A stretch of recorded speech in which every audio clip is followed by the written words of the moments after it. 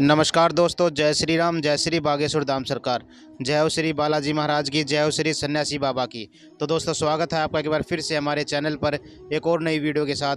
और आज की वीडियो में हम बात करेंगे कि बहुत से लोगों की ये आदत होती है कि सूर्य नमस्कार या सूर्य को जल देते समय वे परना या लुंगी बांध कर ही सूर्य को जल दे देते हैं। तो आपको बता दें कि ये कहाँ तक उचित है, क्या आपके लिए शुभ होता है या अशुभ होता है, क्योंकि पुराणों में ऐसा कुछ भी नहीं लिखा है। तो चलिए जानते हैं वीडियो में क्या ठीक रहता है क्या नहीं। तो दोस्तों, आपको बता दें कि विज्ञान कहता है कि रोज़ाना नहाना चाहिए। ऐसे तो गर्मियों में हर कोई रोज़ाना नहा ही लेता है और कई कई लोग तो गर्मियों में 2 से 3 बार भी नहा लेते हैं। लेकिन जैसे ही सर्दियाँ आती है, कुछ लोग एक एक हफ्ता में या 3 दिन में एक बार नहाते हैं। वहीं कुछ लोग तो की आदत होती है कि हर रोज़ सुबह उठकर उनको सबसे पहले नहाना होता है। तो क्या रोज़ नहाना ज़रूरी है? शास्त्रों में भी नहाने के बारे में बहुत कुछ कहा गया है। और आखिर हमारे घर के बड़े बूढ़े भी हमें ब्रह्म मुहूर्त में उठकर नहाने का सलाह दिया करते थे। आखिर क्या होगा इतनी जल्दी उठकर नहाने से? और अगर वाकई में शास्त्रों में नहाने को उचित बताया गया है तो इसके क्या नियम हैं? और कितने बजे हमें सुबह स्नान कर लेना चाहिए और कितने बजे हमें स्नान से निवृत्त हो जाना चाहिए? आखिर कैसे पता चलेगा? तो आपको इन सभी सवालों का समाधान बागेश्वर धाम सरकार यानी पंडित धीरेन्द्र कृष्ण शास्त्री जी दे सकते हैं।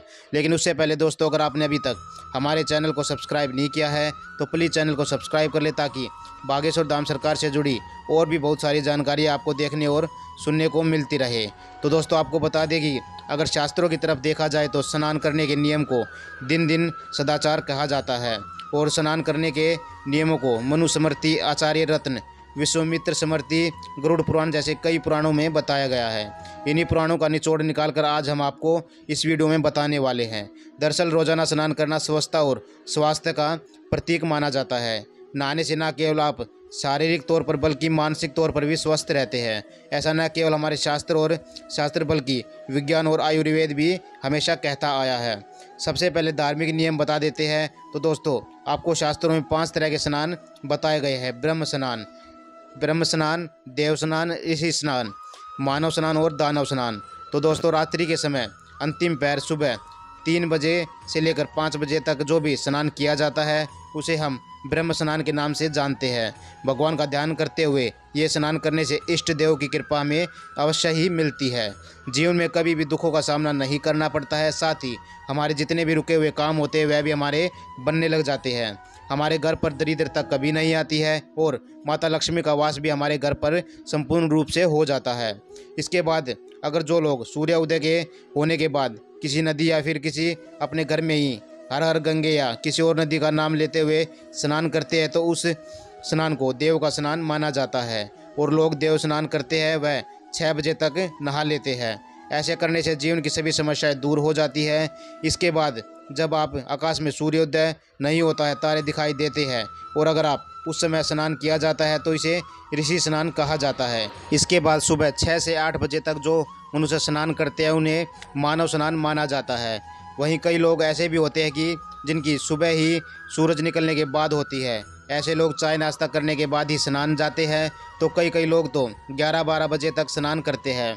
तो ऐसे स्नान को दानव स्नान कहा जाता है। तो आपको बता दें कि यह स्नान किसी भी प्रकार का उपयोगी नहीं होता है, क्योंकि यह दानव स्नान कहलाता है।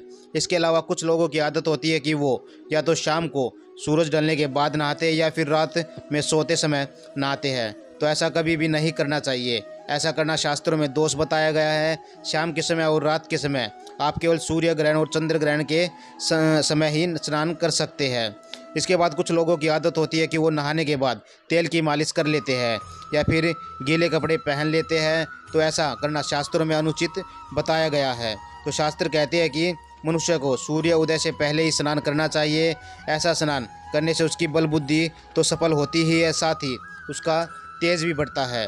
अब अगर आप अपने बड़ों की तरफ देखा जाए तो हमारे घर के बड़े बुजुर्ग कहते थे कि सूर्य उदय से पहले स्नान करो और उसके बाद सूर्य को जल जरूर देना चाहिए। तो उसका क्या लॉजिक था? आप इसे धार्मिक और साइंटिफिक दोनों तरीके से समझिए। पहले के लोग खुले में स्नान करते थे। वो नदी, तालाब या कुएं में जाकर स्नान करते थे। वहीं पर नहाने के बाद एक तौलिया लपेटकर सूर्य को जल देते थे और सूर्य से हमें विटामिन डी भी मिलता है। तो जब सूर्य के जल देते थे तो सूर्य की पहली किरण हमारे शरीर पर पड़ती थी, जिससे हमारी हड्डियों को बल मिलता था और हमें तेज मिलता था। यही कारण है कि जो पुराने बड़े बुजुर्ग हैं उनकी हड्डियां हमसे कई गुना मजबूत होती थी। तो अब आपके धर्म पर वापस आते हैं। धर्म कहता है कि हम जितने भी धार्मिक पूजा पाठ और यज्ञ करते हैं वह सभी नहाने के बाद ही करते हैं, क्योंकि हमारी दिनचर्या में सबसे पहला और ख़ास काम स्नान करना ही होता है। और स्नान करने के बाद सबसे पहले सूर्य देव को जल देना चाहिए, क्योंकि सूर्य देव को जल देने से हमारे मान सम्मान में बढ़ोतरी होती है। साथ ही शास्त्र ये भी कहते हैं कि जो लोग रोज़ाना स्नान करते हैं उनके रूप, तेज, बल, पवित्रता, आयु, आरोग्य में भी बढ़ोतरी होती जाती है। उनके बुरे स्वभाव का नाश हो जाता है। साथ ही जो लोग लक्ष्मी और अच्छे स्वास्थ्य की कामना करते हैं उन्हें तो रोज़ाना नहाना जरूर ही चाहिए। गुरुजी कहते हैं कि जो लोग सुबह स्नान करते हैं उनके पाप का नाश हो जाता है, उन्हें पुण्य का फल मिलता है। उनके आसपास भूत प्रेत की जितने भी भटकते हैं वे कभी भी उनके पास नहीं आ पाते हैं। शास्त्रों में नदी में स्नान करने को तो और भी उचित बताया गया है। शास्त्र कहते हैं कि अगर आप नदी की धारा में सूर्यदेव की तरफ मुख करके 3, 5, 7 या फिर 12 डुबकी लगाते हैं तो भी आपको पुण्य प्राप्त होता है। और अगर आपको रोज़ाना गंगा नदी में स्नान करने का सौभाग्य मिलता है तो आपसे ज़्यादा सौभाग्यशाली कोई और है ही नहीं। साथ ही एक और नियम जिसे शास्त्र में बताया गया है, नहाते समय कभी भी चुप नहीं रहना चाहिए। नहाते समय हमें किसी ना किसी मंत्र का उच्चारण जरूर करना चाहिए। इसके अलावा बाथरूम में बैठकर कभी भी नाखून और बालों को नहीं काटना चाहिए। और जिस पानी में दूसरे नहा चुके हो ऐसे पानी से भी नहाना ज्योतिष शास्त्र में अशुभ माना जाता है, क्योंकि नहाने के दौरान अगर हम गलतियां कर देते तो हमारी कुंडली में चंद्र दोष के साथ राहु और केतु के दोष भी बढ़ते जाते हैं, जिसकी वजह से कभी कभी गरीबी और दुर्भाग्य का सामना हमें करना पड़ सकता है। तो नहाते समय हमें इस बात का भी ख्याल रखना चाहिए कि नहाने के तुरंत बाद अग्नि को स्पर्श नहीं करना चाहिए, क्योंकि जहाँ पर अग्नि और पानी एक साथ होते हैं वहाँ पर अन्न के दोष बढ़ जाते हैं। तो दोस्तों, गुरुजी ने यानी पंडित धीरेन्द्र कृष्ण शास्त्री जी ने औरतों को भी स्नान करने के कुछ खास नियम बताए हैं। जैसे कि पुराने ज़माने में हमारे घर की सारी स्त्रियां, चाहे वह माँ हो, पत्नी हो या बहन हो, सूरज निकलने से पहले ही स्नान कर लेती थी। तो घर के बड़े बुजुर्गों ने ये धारणा बना ली कि सूर्य निकलने से पहले अगर स्नान करते हैं तो घर में धन, वैभव, लक्ष्मी निवास करती है। और ऐसा मानते भी थे, क्यों न पहले के समय में एक कमाई में 20 से 25 लोगों का परिवार पल जाता था, और आज के परिवार में 4 लोग रहते हैं और चारों काम करते हैं, तब भी हमेशा कमी ही बनी रहती है। उनके घर में बरकत कभी नहीं आ पाती है। तो इसलिए स्नान करने के इन नियमों का पालन जरूर करना चाहिए। वही नहाने से हमारा स्वास्थ्य ठीक रहता है, कई रोगों से भी हम बचे रहते हैं, पूरे दिन तरोताज़ा भी महसूस करते हैं। आयुर्वेदिक डॉक्टर कहते हैं कि नहाने से न केवल तन और मन शांत रहते हैं बल्कि हमारा मन और आत्मा भी पवित्र होते ही है। लेकिन अब सवाल ये है कि औरतें सुबह 9 बजे के बाद नहाती हैं, उनके साथ उनके घर दरिद्रता जुड़ जाती है, क्योंकि सुबह का आखिरी स्नान 6 से 8 के बीच का मानव स्नान ही होता है।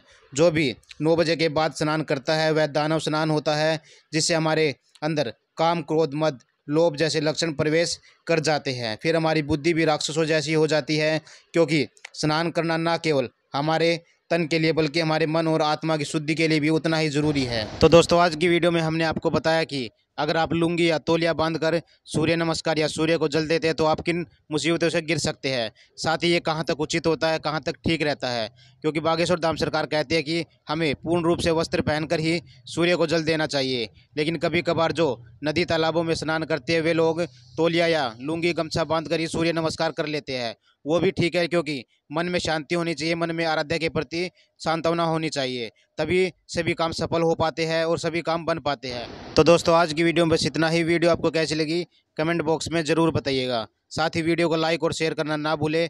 जय श्री राम, जय श्री बागेश्वर धाम।